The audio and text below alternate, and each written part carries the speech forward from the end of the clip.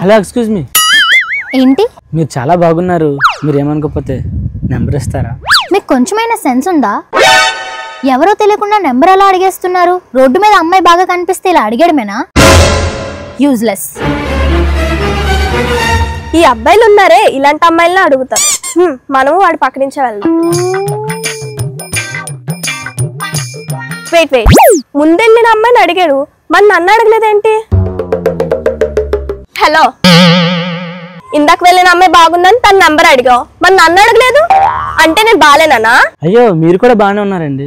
మన నంబర్ తీసుకో, అయితే తీసుకో. అయ్యో పర్లేదండి, ఇటు ఇవ్వు, నేనే ఇస్తాను.